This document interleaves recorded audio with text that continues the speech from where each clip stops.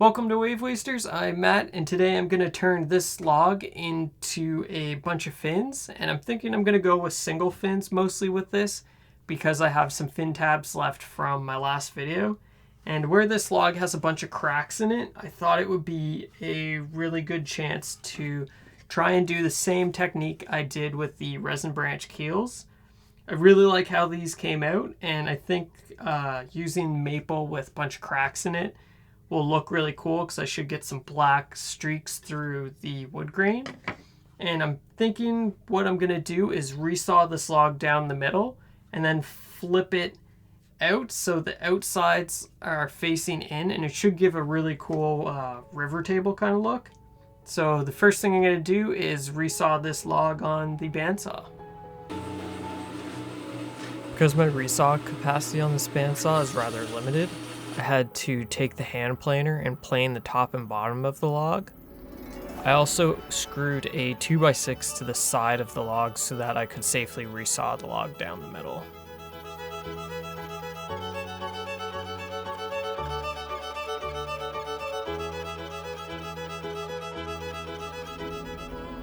With the log split, I'm now going to take my sander and sand off all the bark and just rough up the outside of the log so that it will bond well with the epoxy.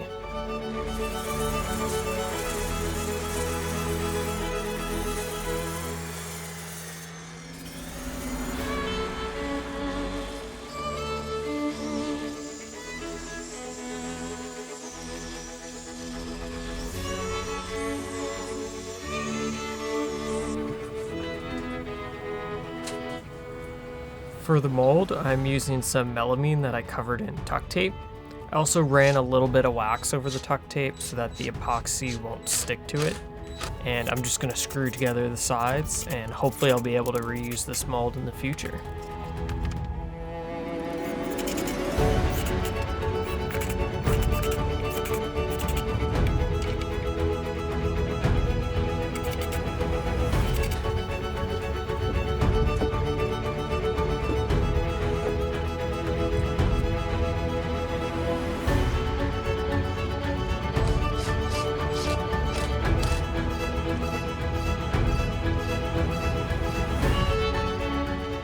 With the mold screwed together, I'm going to run some silicone over the seams so that it will hopefully keep the epoxy from leaking out.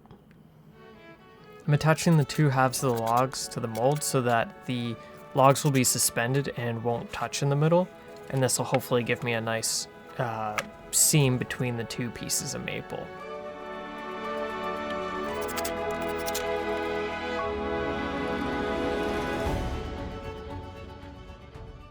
Alright, I let the silicone cure for a few days and everything should be nice and sealed up now. I also put some masking tape over the outside seams so that if it does leak, that should stop it, hopefully stop it, from spilling everywhere.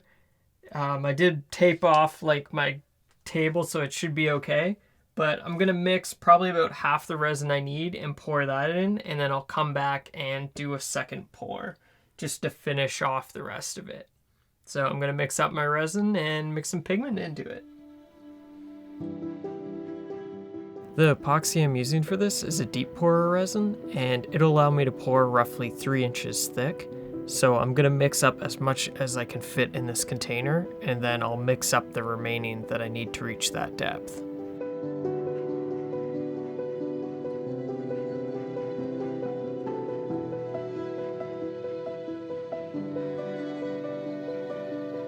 When I'm mixing this much resin, I like to use a paint mixer with my drill, and this just helps ensure that everything gets mixed thoroughly, which is especially important when you're mixing this much resin. So after a few minutes of mixing, I'm going to add my pigment, and I'm going to use black pigment for this, and I'm going to mix it thoroughly into the resin with the paint mixer again, and then I'll pour it into my mold.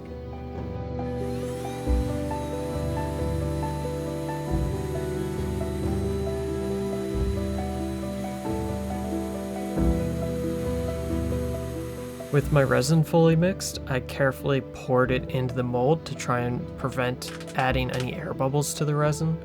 and this will hopefully make sure that the pour comes out with very little. Where it's a slow set epoxy, they should float to the surface and pop, but I just want to avoid adding any extra air. Once I had that first batch fully poured in, I mixed up another, and then I continued this process until I had the mold about halfway full, and then I let that set, and then the next day I continued doing the same process until the mold was filled.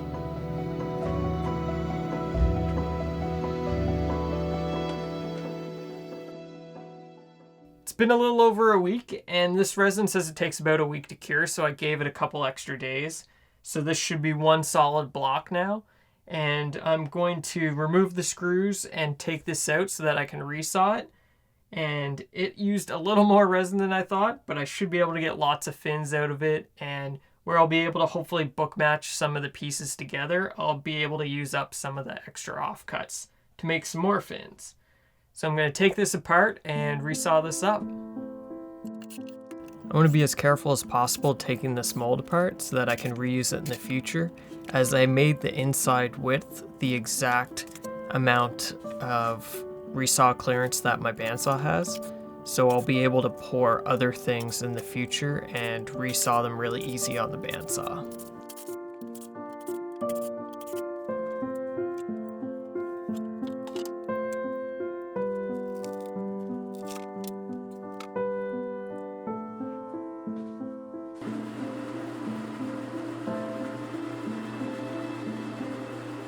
I knew when I made my mold that my final blank would be nice and parallel, so I maxed out my resaw clearance on the bandsaw, so I can't use my typical resaw jig, so I marked out my slices on top of the blank, and I'm just eyeballing it to resaw it, and I'll get it as close as I can, and then I'll put these through the planer.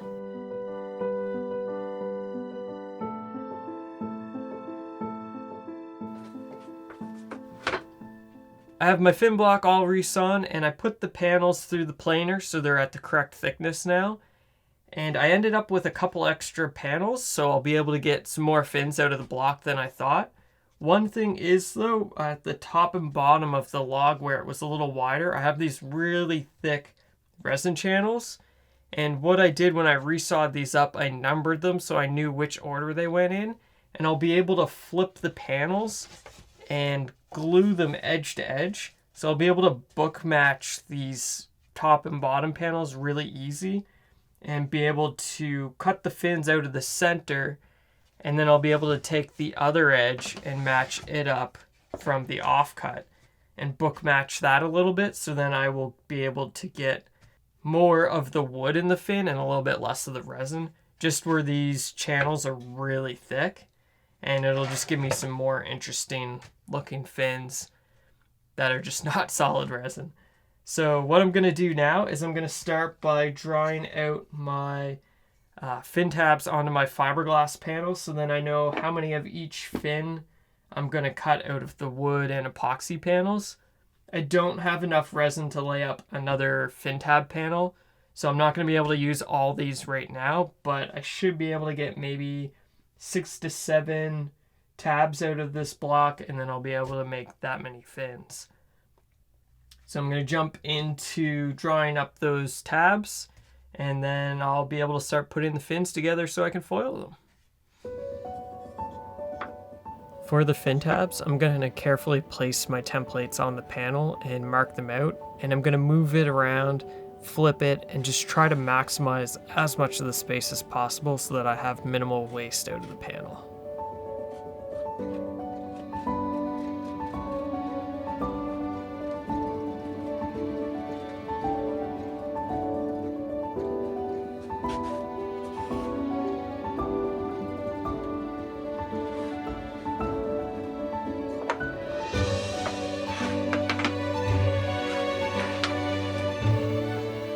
For the blades of the fin, I'm a little bit less worried about waste, and I'm a little more worried about what it's going to look like with the black fin tab. So I'm trying to place the pieces towards the ends of the panel, as I can always make some little nubby fins with the center of the panel. And this is just going to be trying to make the fins look as cool as possible.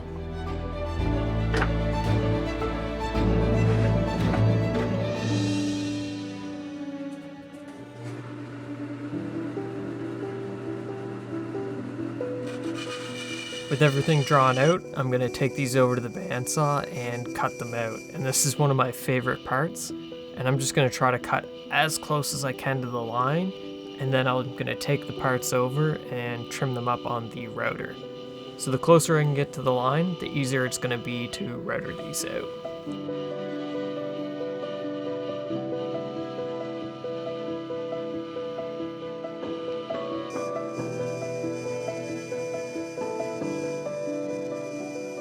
With the wood parts cut out, I'm going to swap over to my metal bandsaw blade, and I'm just going to slowly cut out my fiberglass panels with this. It's a little easier with this blade than the wood blade, and it lasts a little bit longer, but you got to make sure you go nice and slow and watch the heat on the blade, because the more heat you add, the faster it's going to wear out your blades.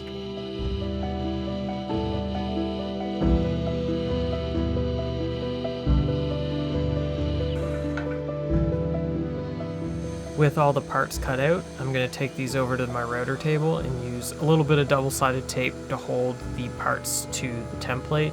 And I'm just going to carefully router these out.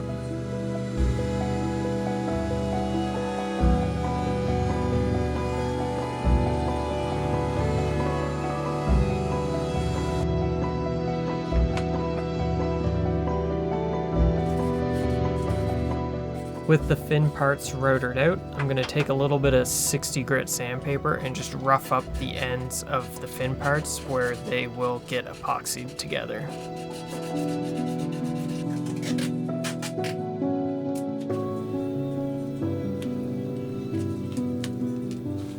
To hold the fins together while the epoxy is curing, I'm going to use a little bit of tape, and this is just to help squeeze the fin together just while the resin cures. It doesn't need to be a lot of pressure, you just want the pieces from slipping apart.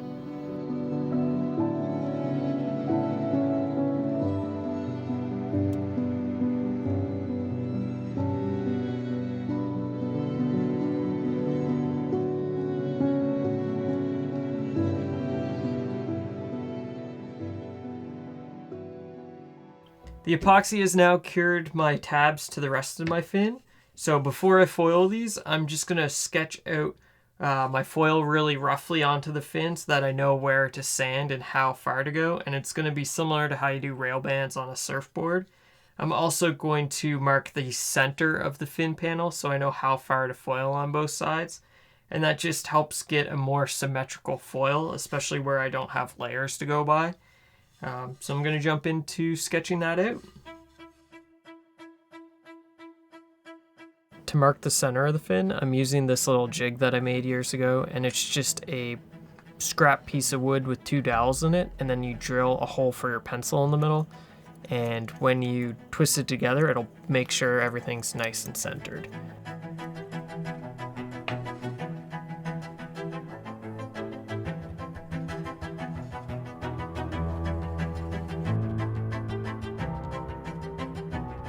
For the foil bands, I'm just going to sketch roughly where I want to sand to for each section. And when I foil these, as I foil, I'm going to mark the center of the last band. And that'll allow me to make sure that I foil the same amount on both sides of the fin. And it just gives me a really good start to continue foiling just where there's no layer lines to go by. And this has helped me keep my fins nice and symmetrical.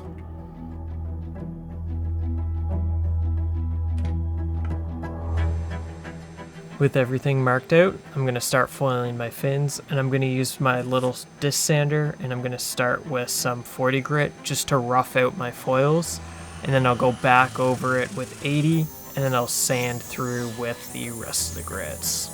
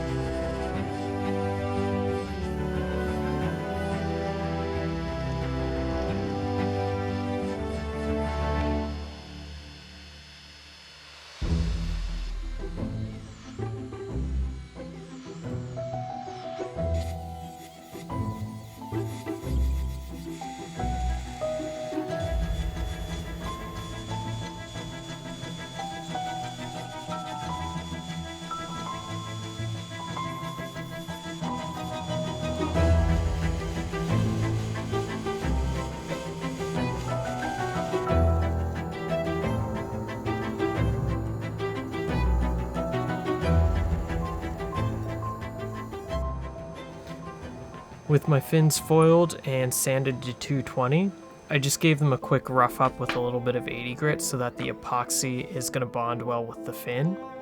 And for these fins, I'm going with 3 layers of 6 ounce, and I'm going to use a slightly different vacuum bagging technique than I've been using. I'm going to use a substitute peel ply, which is some material I got from the fabric store, as well as this mesh to work as a breather cloth. And this will just help ensure that the air gets sucked out evenly between the fin, and it'll have some room for the excess resin to get pulled away.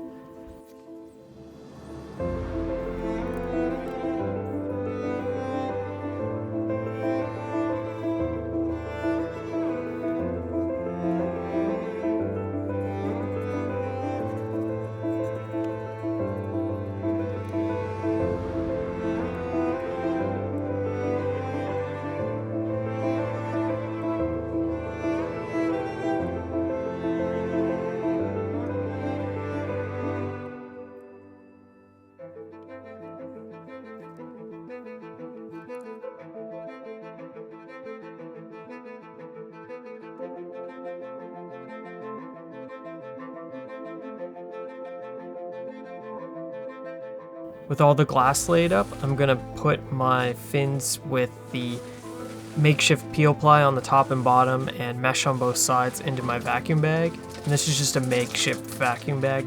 It's one of those storage bags, and it's been working better for me than hand laminating, so I've been continuing to use it. And I'm just gonna use my shop vac to pull a slight vacuum on this.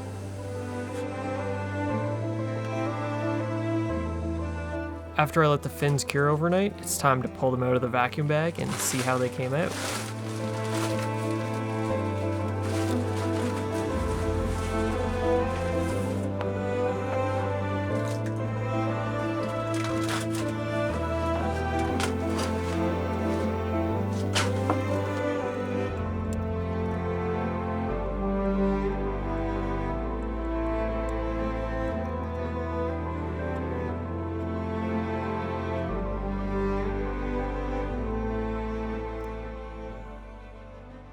After I hot coated the fins, I gave the fins a final sanding, polishing, cut everything out, and cleaned up the fin tabs, and these came out really cool.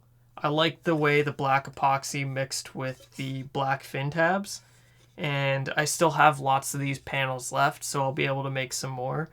I don't have more fiberglass panels at the moment, so I'm gonna have to wait to make some more of those, but these fins are pretty cool. I definitely have small things I need to improve. I'm still getting some bubbles in the fins, but changing the way I vacuum bag them helped a lot, so I'm gonna try another technique next time, which is doing like a resin halo around the fin blank before I foil it. But these are getting really close to where I want them. So with that being said, here's some final shots of the fins.